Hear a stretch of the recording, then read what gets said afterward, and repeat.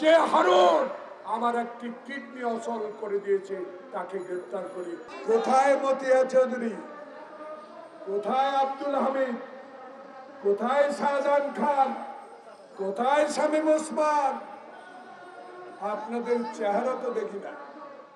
পালাইছেন না বাংলাদেশে আসেন, এটা আমার বিষয় না। কয়দিন পালায় থাকবেন? তত্ত্বাবধায়ক ইন্টেরিয়াম গভর্নমেন্ট সময় মতো ইনশাল্লাহ নির্বাচন দিবে।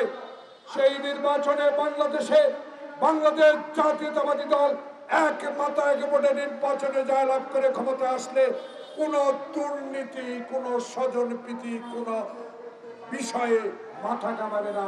জনগণের প্রতিনিধি সংবিধান মতে ইনশাল্লাহ কাজ করবে। পুরানো দিয়ে নতুন নিতে আজই চলে আসুন আপনার নিকটস্থ ওয়ালটন শোরুমে। আইনের আওতায় নিচ্ছে আপনারা আসবেন।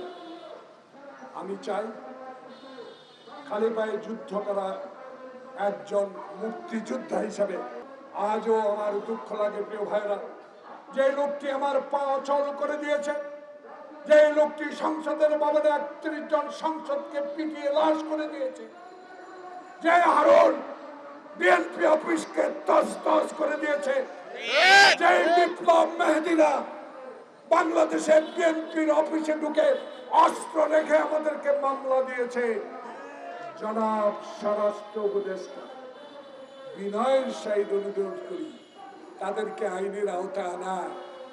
মানুষকে একটু দেখান যে এরাই অত্যাচারী, এরাই ক্ষমতা লিপ্সু, এরাই শেখ হাসিনার ডাইন হাত। তাই স্বরাষ্ট্র উপদেষ্টা মহোদয়, আমরা তো আইন নিজের হাতে তুলে নিয়ে নাই, আল্লাহর ডক্টর ইউনূস আপনার উপরে ছেড়ে দিলাম।